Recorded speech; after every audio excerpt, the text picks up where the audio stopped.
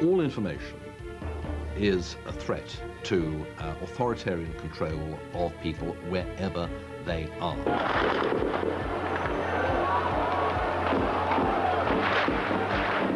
Now with the broadcast of satellite television signals, then the people have access to the outside world. It creates uncertainty for the ruling authority.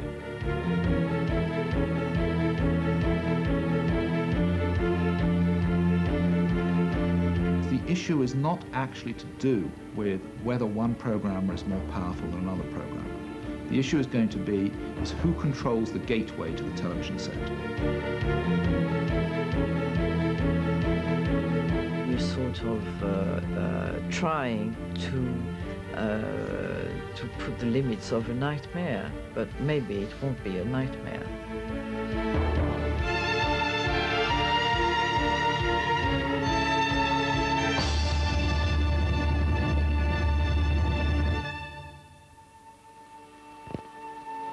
The sun lights up only half the globe, but television can beat the sun. Our cameras can be where it is morning and afternoon, dawn and sunset, today and tomorrow, and all at the press of a button.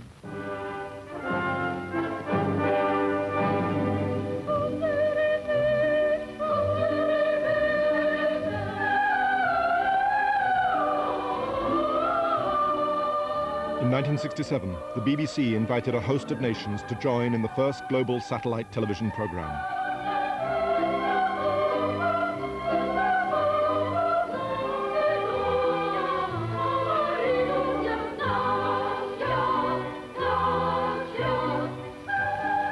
Our world was going to circle the globe for the first time.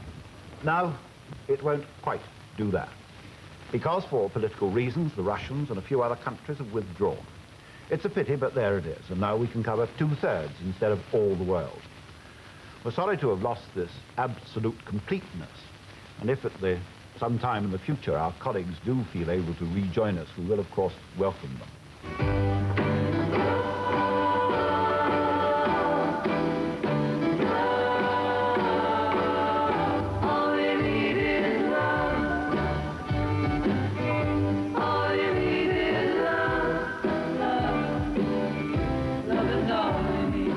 But it would take more than goodwill to build a global village. Global village is not created by the motor car or even by the airplane. It's created by instant electronic information movement. The global village is a world in which you don't necessarily have harmony. You have extreme concern with everybody else's business and much involvement in everybody else's life. 60 or so seconds of shaking turn Kobe into a chaotic nightmare. Frantic search for the living. Tragic loss of life is impossible to calculate. Global television news has had an enormous impact since CNN began to broadcast internationally less than 10 years ago.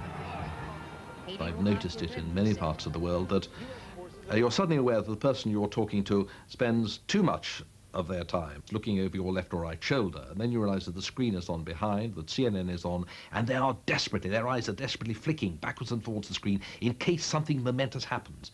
It's totally absurd. Of course it won't, but this is what the creation of international global satellite television has done.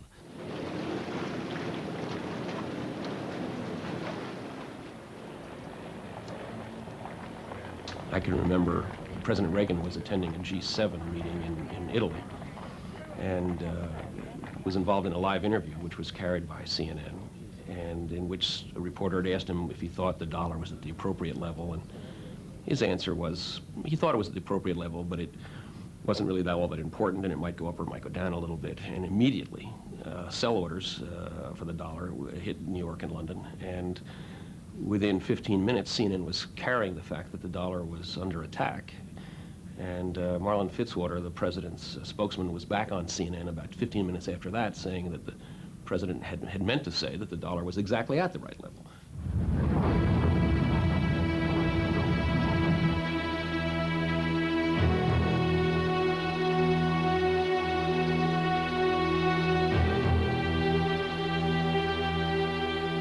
Satellite television is a medium of immense power. Its instantaneous transmission of images changes the very events it's reporting. There is now a global arena. Information about what is happening on the far side of the world is instantly available to more and more people. Images of war, revolution, famine and oppression can force democratic governments into action. Those same images are a real threat to authoritarian regimes. Faced with the challenge of satellite, many governments are trying to devise new controls.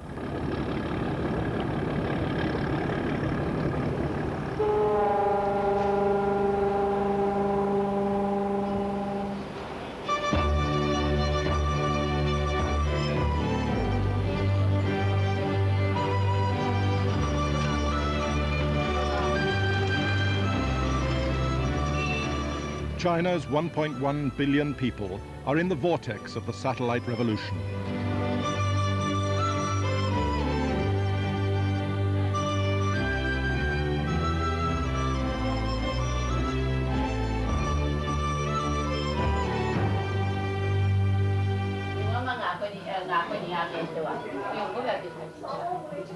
Until recently, the Chinese were able to watch only a few government channels.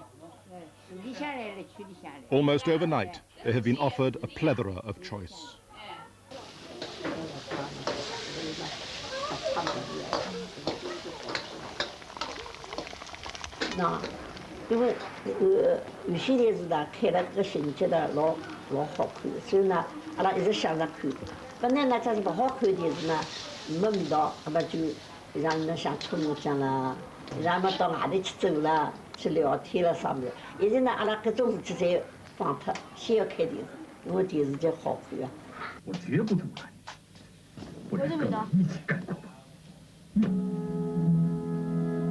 The people of China are receiving two conflicting messages from their government. They are being told to be good consumers and embrace capitalist economics. They are also being told that they must continue to accept communist political control. The greatest fear that they have for an open information system is that they may lose control. They are afraid that if the people get access to foreign information, then the minds may get contaminated. They will be influenced by foreign ideas that may create unrest or chaos in China. So in order to suppress all this unrest and Western behavior, they are trying to tighten the ideological grip as far as possible. It is a control society, and you must control the media to continue to control the society. Internal security and the media are the two keystones, really, to controlling the society. And if you have an uncontrolled television channel which gives uncontrolled comment, uncontrolled opinion, by uncontrolled I mean opinion and comment which might be directly opposed to the regime's views at that time on certain things, then that could create instability. If I sound out of breath, it's because I've come down in an elevator and I have run to the CNN anchor position. We were just told by the government of China that about 58 minutes from now, the government will pull the plug on all transmissions out of this nation. The approach to Tiananmen Square by troops from the west of Peking last night was typical of everything that has followed since then, and completely contradicts the Chinese government's claim that its target is a handful of hooligans, criminals, and counter-revolutionaries. The government crackdown occurred after students had congregated peacefully in Tiananmen Square to demand more liberalization. All our evidence suggests that this has been only a response by the people of Peking to the extraordinary and murderous onslaught that's been launched on them. The students realized that they are covered by the whole world's media. That emboldened them in some way, and they realized that they were very important. They were making a significant world event, so that in that way it promotes the students' movement, and also it gives them greater courage.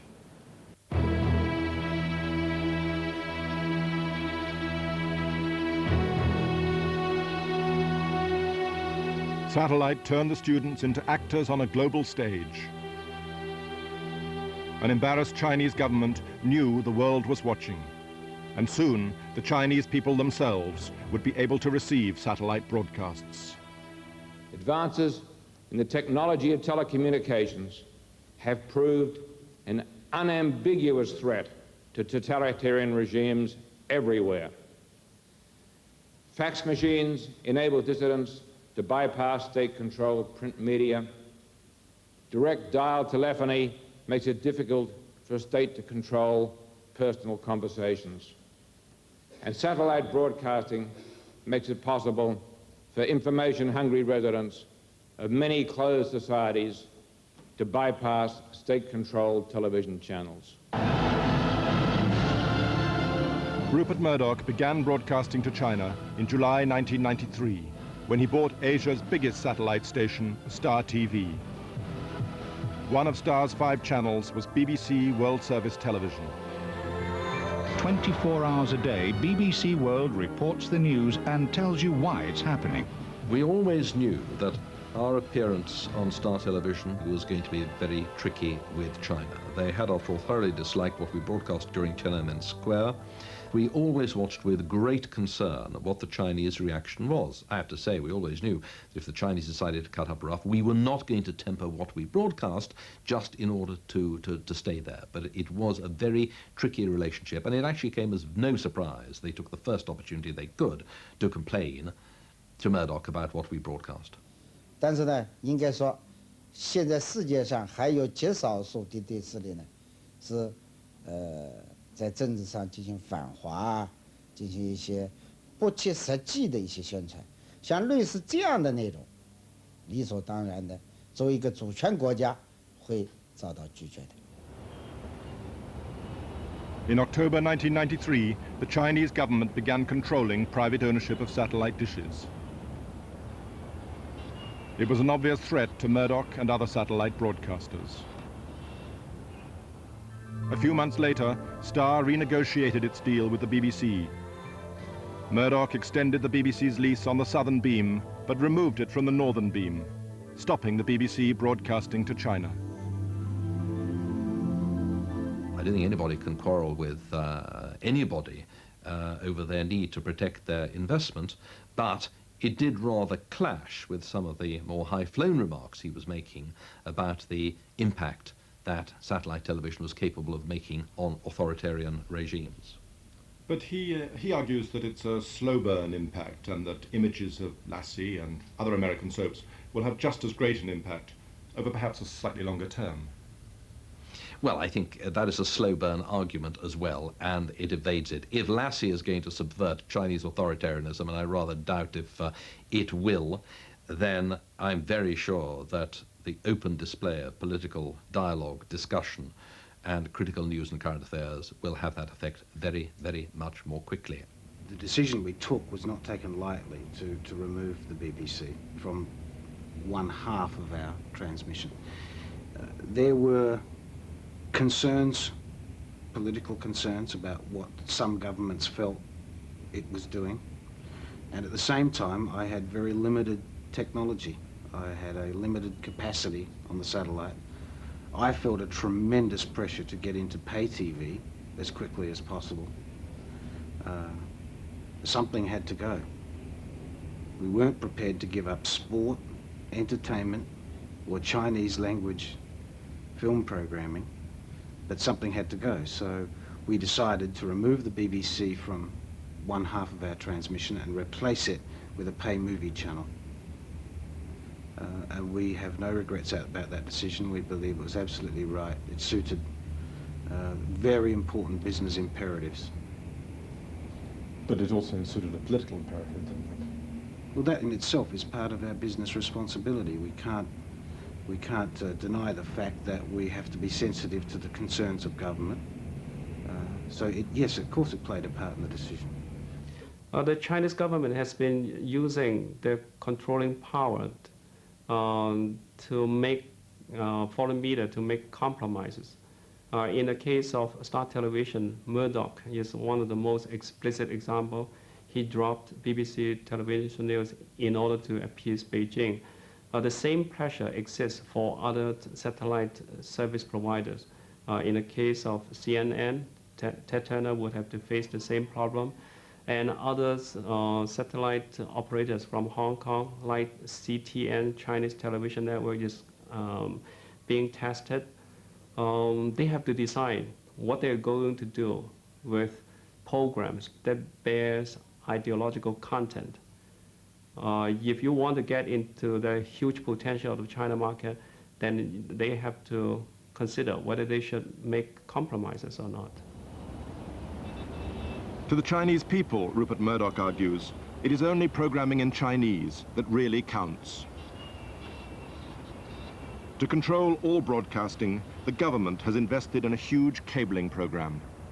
The major concerns that the Chinese government has is that the proliferation of satellite television will mean that they cannot control either the content of the programming that's reaching the people, and in addition that they're going to lose control over what seem to be, particularly in the future, a very lucrative industry, i.e. the broadcasting and cable industries. 有线电视啊，是我们无线电视的这个。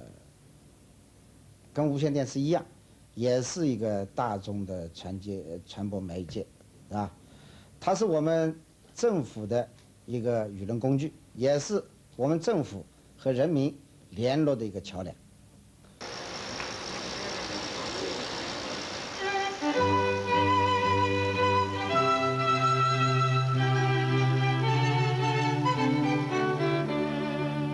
Government-owned companies are cabling Shanghai at the rate of 50,000 homes a month.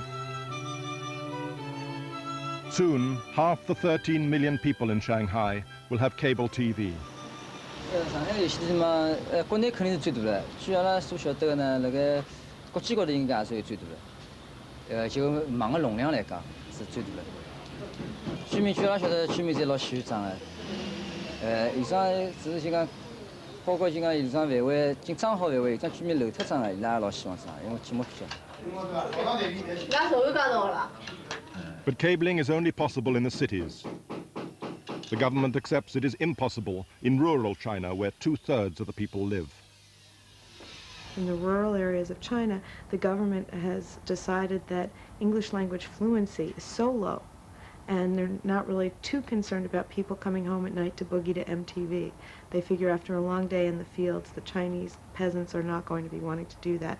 And in addition, it's going to be too costly to try and set up these systems in the countryside. So satellites are still accepted in the rural areas.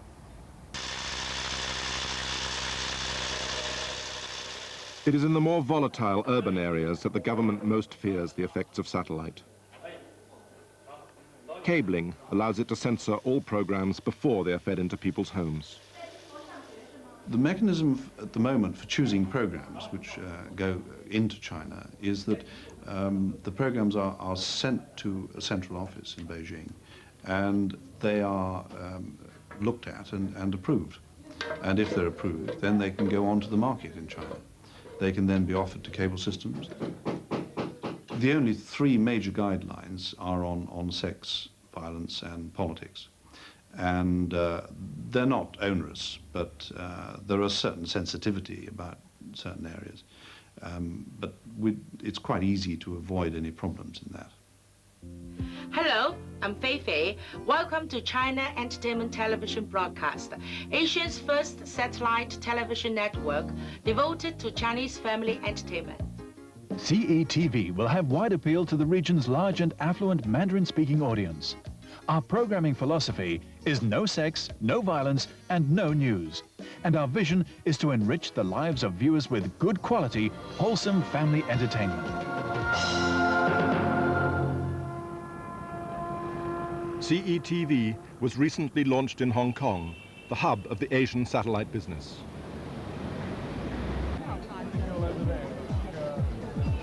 Robert Chua is hoping to transmit his new entertainment channel on cable systems throughout China.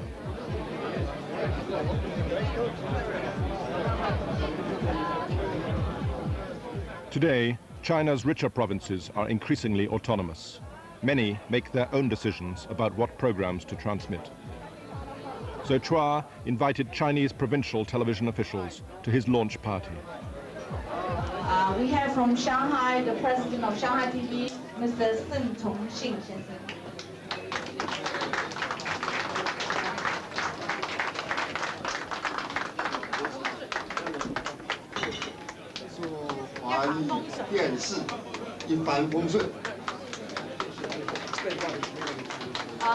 The vote means smooth sailing in Chinese.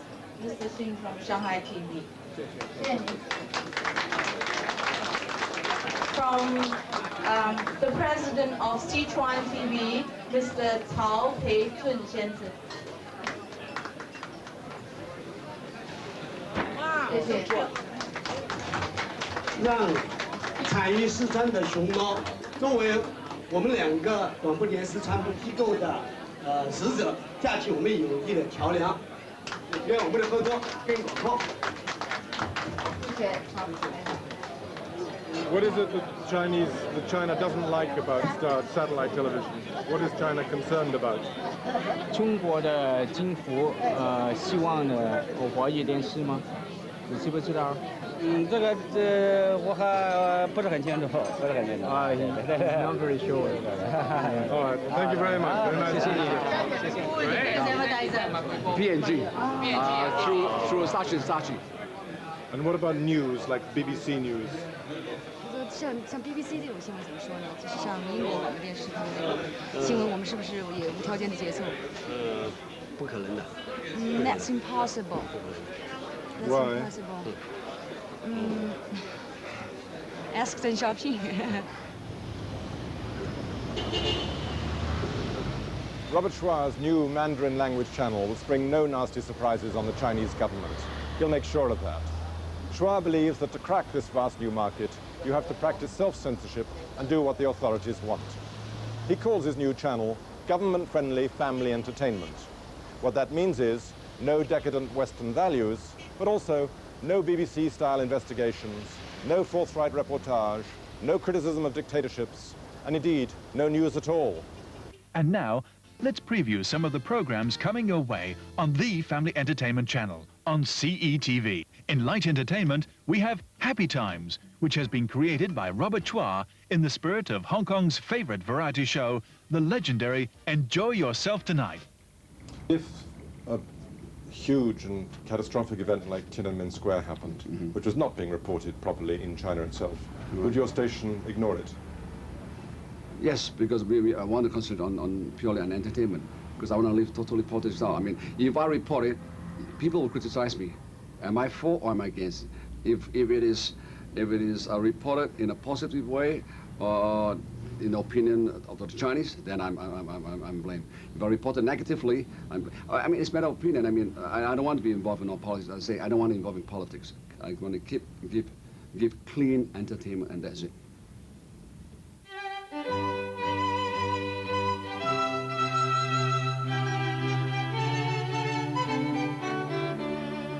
For the time being, entertainment is prevailing over news in China. But the quick march of technology will almost certainly defeat the government's attempts to control satellite television. The Chinese are effectively trying to buy themselves time. They're trying to ban dishes to give them time to get cable built so that they can then get the programming there so that people don't turn to dishes at all. They realize that a ban against dishes can only be a short-term thing, because soon dishes will be the size of 50p pieces, and it'll be impossible to stop households from having them.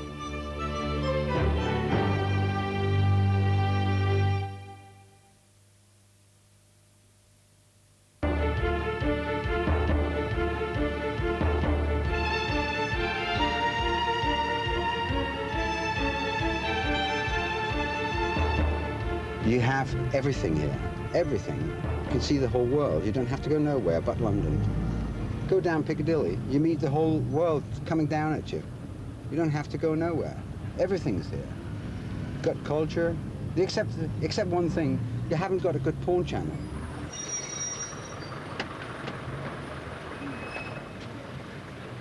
Gore Moldorf wants to set up a new satellite channel in Denmark. He's hoping to make a fortune by transmitting hardcore pornography across Europe. Channels like his confirm people's worst fears about satellite, uncontrolled porn raining down from the skies. You don't get pornography free.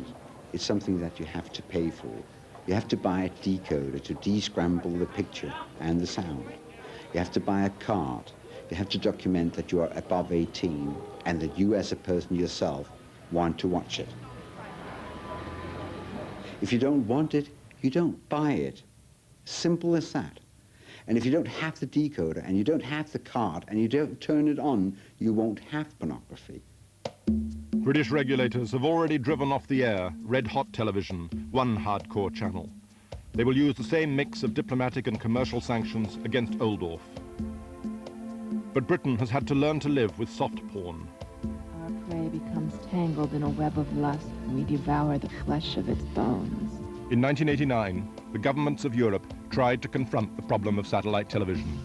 They issued a directive called Television Without Frontiers, which in theory binds them all.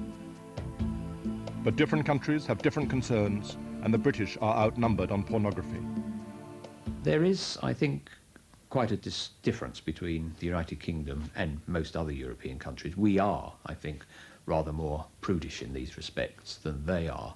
And I think we have to accept that it's difficult to argue that, you know, it is everybody else who's out of step.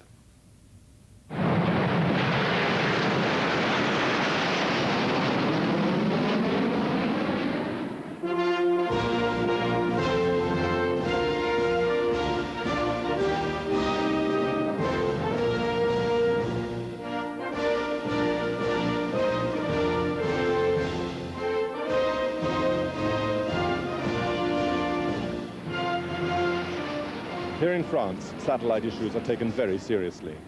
But it's not pornography that excites the regulators, it's the American cultural invasion. To the French, satellite channels broadcasting non-stop Hollywood movies and cartoons are an intrusion threatening national identity.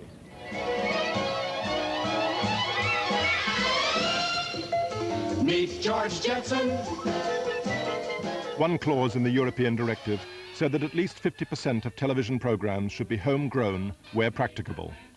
The directive is enforced by each country when it licenses new channels. The French accuse the British of allowing satellite channels carrying too much American material to transmit from Britain. I mean, as long as you are a member of the European Union, as long as you accepted and signed the European directive, and that you agreed on making sure that all programs coming from your country would fulfill the directive, then everybody trusts you. And it happens that coming from Great Britain, there are certain programs which are not, which are allowed not to fulfill the directive, not respect the directive.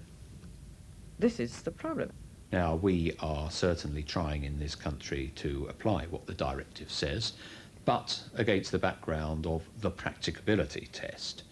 Now, what that means, for example, in relation to some channels, like a film channel, for example, is that most movies, the movies that British viewers want to see, come from Hollywood. And there is very little way in which you can insist that a channel of that kind should have a majority of British or other European content. Last year, French actors and directors flew to Strasbourg. They wanted the European Commission to restrict further the amount of American programming being broadcast over Europe. Nous, ce qu'on refuse, c'est ce que nous offrent les Américains.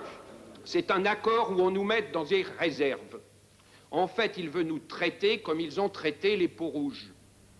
My worst dream was to have to choose between one American image and another American image.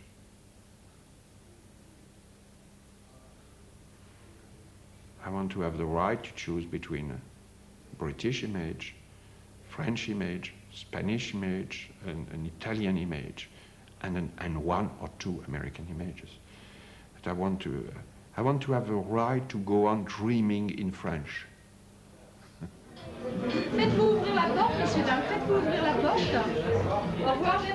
The French are fighting a fierce rearguard action. Their proposal to tighten quotas on American programs and close all loopholes will be debated again this summer.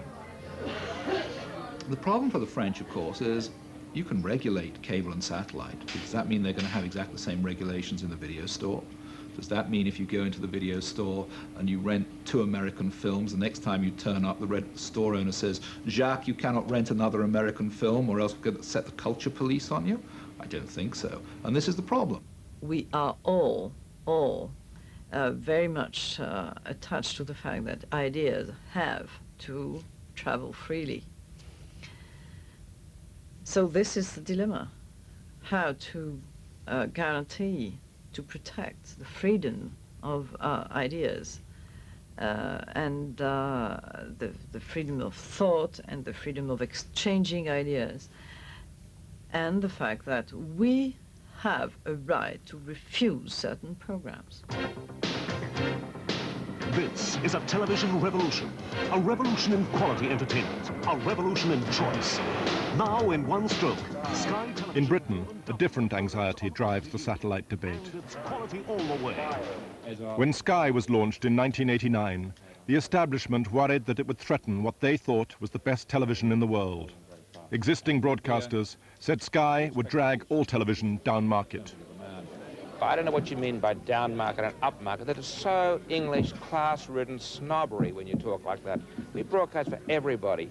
We come from other parts of the world. I'm an Australian by birth. I believe in equality, and I think everyone's equal, and I want to give everybody a good choice of programs. He just flies in 1 million Australians who are completely who treat television really like a commodity and don't believe that television has any kind of cultural value or significance at all. And that is against the tradition of British broadcasting, what British viewers, by and large, expect to be able to get, not necessarily from satellite, but expect to be able to get somewhere on their television. There is a risk if you simply let the market rip. It's perfectly clear that you are going to have a breadth of choice in some respects, but a narrowing of choice in others. And I think there is a real issue for the world and for national governments. There are public policy issues here, and by and large I think we've got the answer right in Britain, and that other countries in the world probably haven't got the answer right. And the answer has to be that you've got to have some significant public investment in Britain, that's via the license fee, in ensuring that you have got a well-funded broadcasting service in radio and television, which is trying to protect your national culture, provide your service of education, ensure that you have an intelligent and civilized national debate.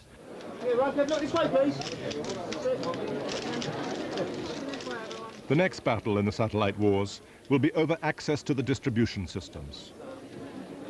I'm going to have a real argument with you one of these days about this. If you don't listen to me, do what I want, then, you know, it's going to be your fault, not my fault, if it doesn't work. Sure. When he moved into the satellite business, Rupert Murdoch had to start from scratch and create a decoder and subscription system.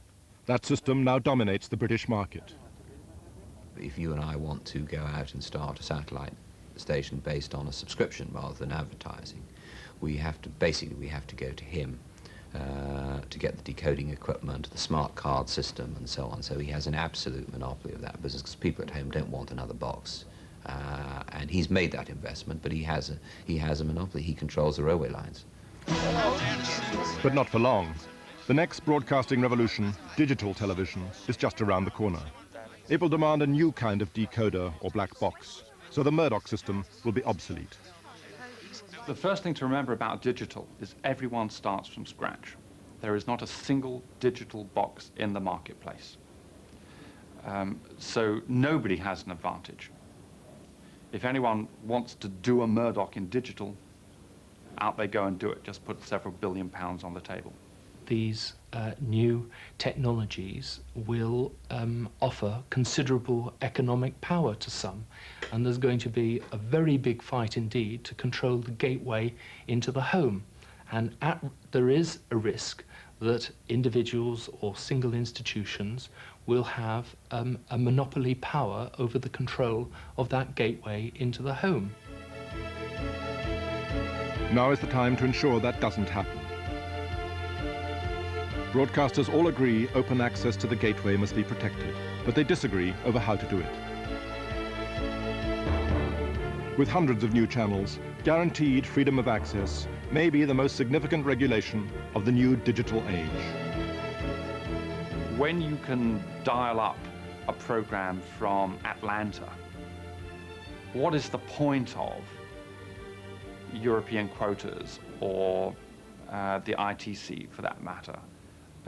Once the consumer is able to plug into a worldwide network of programming available down telephone lines, the old concept of regulation is going to look more and more anachronistic. If you actually have 500 or 600 channels, which with digital compression is perfectly possible, then you cease to have television as one has known it, which is essentially a monolithic entity. You actually have moved into the publishing world. The sheer quantity is going to make it very difficult to regulate indeed, and you're going to end up regulating in exactly the same way that you regulate magazines. In other words, it will have to conform to the standard laws of libel and sedition, or whatever it happens to be in any particular country. So the whole of the new technology is basically libertarian? Yes. And do you welcome that? I do, yes. I think that, as I've made clear, we are moving away from a world where a handful of people in Britain, extremely well motivated people, like yourselves, like me, spend their lives trying to supply as rich a mix of services to the public as possible, and did a pretty good job, I think, in that, to a world where there can be a much more direct relationship between individual viewers and listeners and those who would like to supply programs and other services to them.